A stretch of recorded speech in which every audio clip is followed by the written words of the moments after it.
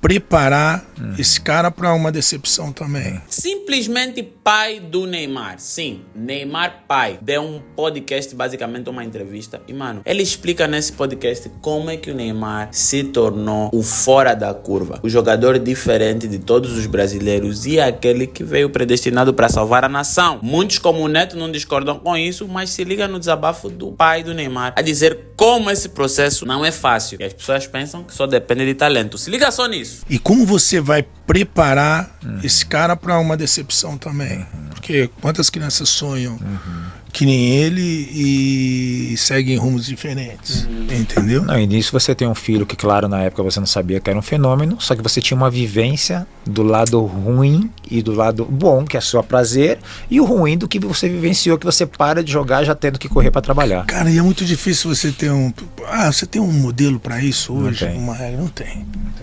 Por mais expertise que você possa ter e know-how das coisas que eu construí em torno do Neymar, se você chegar e falar pra mim, cara, e aí, você tem todo a receita desse bolo? Caso eu tivesse a receita, eu teria quantos Neymares? Não, sem dúvida, até porque o que ele vivenciou, né, Thiago, serve pro Neymar, que é um fenômeno, como se ele tivesse o filho Joãozinho, que jogou em algum lugar, também serviria. Porque é uma vivência que ele teve, que o filho dele, sendo bom, razoável, médio, mais ou menos, ou um fenômeno, seria importante. Então, o tamanho que o Neymar eu acho que o fato dele ter sido um jogador e ter passado as frustrações, que tem aquela época também do menino de 12, 13 anos, marrentinho, já sabe que é melhor que os outros, e vem o pai, opa, peraí que não é assim. Nós temos um caminho hoje. Hoje o Neymar virou um produto, virou um caminho, virou se você analisar o que a gente construiu, não vou dizer que seja uma regra, mas é um modelo que você pode colocar em prática. Você acha, Ney, que é uma trilha que pode ser seguida, é isso? Pode, em certos momentos sim, principalmente não na gestão só de carreira, mas na gestão administrativa dentro da sua imagem, naquilo que foi construído com relação à proteção contratual, que a gente, graças a Deus, a gente acertou muito em todos os âmbitos, né? Nós estamos no terceiro ciclo da carreira do Neymar, né? E é o ciclo, nós estamos falando da sua última dança, do seu último caminho. Nós temos 3, 4 anos aí de um Neymar em alta performance ainda, que pode ainda render muitas coisas para ele, que a gente não fala de coisa só financeira ou desportiva, mas de realização pessoal mesmo. Porque o sonho dele não é realmente jogar futebol. Hoje, se você falasse, a gente conseguiu ser dois caras que um pensou, se preocupa dentro de campo, eu vou tentar aprender, me qualificar de uma forma e colocar as pessoas ao nosso redor para que a gente cuide da sua carreira fora dela. E graças a Deus ele permitiu isso. Muita gente fala de vez em quando, cara, você ajudou muito o Neymar. Talvez o Neymar não seria o cara. Pelo contrário. Deus deu 2 orelhas e uma boca, entendeu? Para você ouvir mais e falar menos. E o Neymar ouve demais. Ele escuta demais. É um cara que é uma esponjinha. Tudo ele aprende muito rápido, tudo ele suga muito fácil e escuta muito.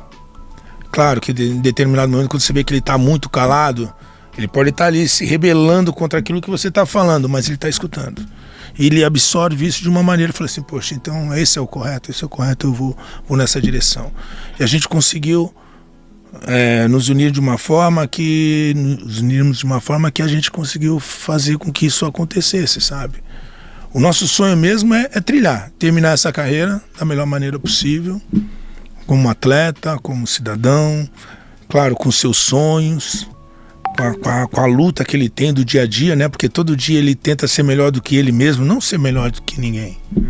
Nossa luta nunca foi falar, queremos ser o melhor do mundo. Não, ele precisa ser o melhor, a melhor versão dele sempre no dia seguinte. A melhor versão do Neymar que jogou no Santos, a melhor versão do Neymar que jogou no Barcelona, a melhor versão do Neymar que jogou no PSG, que vai jogar no Al Hilal e que vai continuar ainda sonhando, sabe? Sonhando em realizar, em vencer, disputar, pela competitividade que ele tem. É um cara competitivo ao extremo, entendeu? Já que ele quer colocar essa competição na vida dele, então que faça melhor, nem que seja No último lugar do mundo. O futebol tá no mundo inteiro hoje. Ô Ney, tem uma coisa que eu acho muito interessante, porque assim, como a gente tá falando de empreendedorismo e você para de jogar, às vezes sem tanta experiência, porque talvez a sua carreira não precisou de tanta coisa por trás. Vem o Neymar do futebol de salão, vem o Neymar aparecendo no campo e tem esse meio tempo que o Neymar com 14 anos já é colocado como uma realidade. E eu sei que desde o começo você sempre esteve à frente. Até que ponto você conseguiu ir sozinho? Até que momento você percebeu que você tinha que ter uma equipe, só que eu sei que sempre à frente? E como que você se preparou, você, sem contar a equipe em volta, como você se preparou? Bom, meu filho vai dar certo no futebol, e você não sabia o tamanho que ele ia ser, você sabia que ele ia ser um jogador de futebol. Então tem esse momento que eu sei que você sempre esteve dentro, mas esse momento de saber assim, o que eu preciso fazer para me preparar? Você estudou, você se formou, você se cercou de pessoas? Não, essa dificuldade que eu tinha, que eu tive, ela me mostrou tudo. Uhum.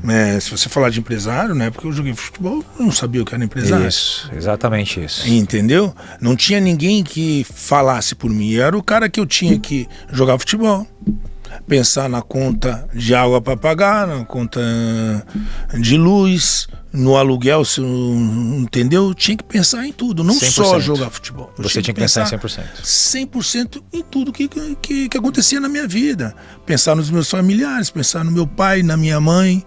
Eu não estou falando que isso me atrapalhou na vida, mas isso me tirou muito do foco daquilo que eu almejava para mim. Como que eu ia descansar minha cabeça no dia seguinte, se no dia seguinte eu tinha que resolver meus problemas, matar mais um leão, de toda a minha família, os meus problemas, os meus sonhos, né? Em questão de preparação, você precisava. Como eu não tive nada, eu resolvi entregar tudo para ele. Como eu não tinha condição nenhuma de empresário, nunca tive empresário, não tinha experiência de empresário. Eu vou ser empresário? Não. Se você vê ao longo da carreira do Neymar, eu me cerquei de todos os empresários possíveis. Eu não tinha um empresário definitivo. Eu trabalhei com o Wagner Ribeiro, e se tiver que trabalhar com ele novamente, trabalho. Trabalhei com o André Cury, Pini Zahavi. Conheço de longe Kia, Juliano. Que você sempre teve dentro. Né? O Neymar nunca teve um empresário. Sim.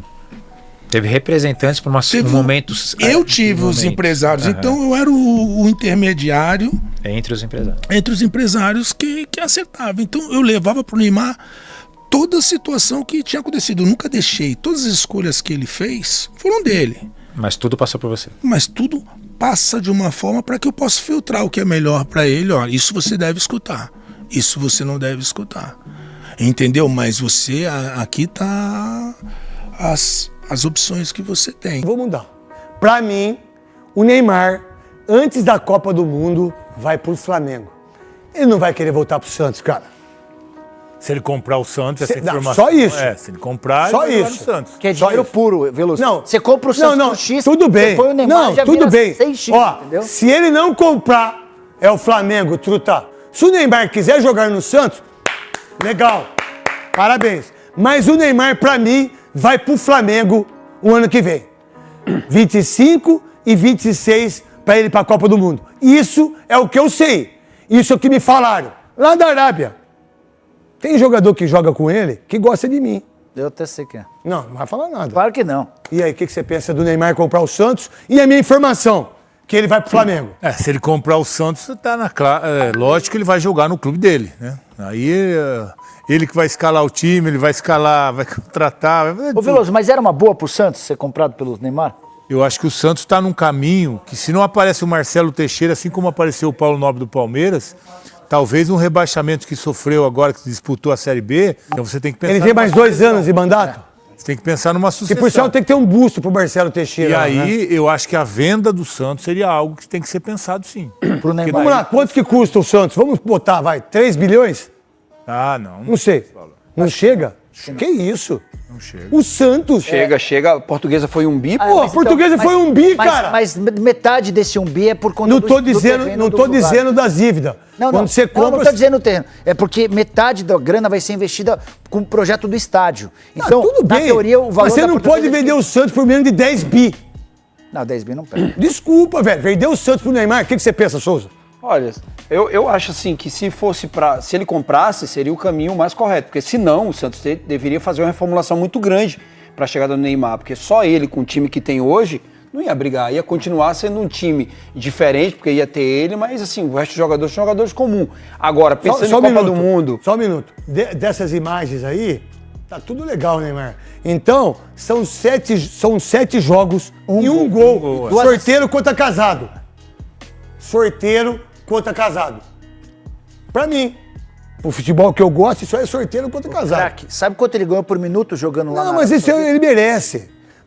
Fizeram o contrato. Não, mas é que assim... Desculpa, eu não discuto isso. Não, é que mas você pode falar, filho. Ele ganhou até aqui 1 bilhão 200 milhões de reais por 15 meses. Mas quando que a Arábia teve tanta visibilidade com o Neymar? Nenhuma. É que assim, os árabes contrataram ele pra pagar isso e pra ele entregar. Mas aí você lembra, são 7 jogos... Tecnicamente ele não entregou. São 7 jogos e 500... Mas vamos lá, quem é mais falado?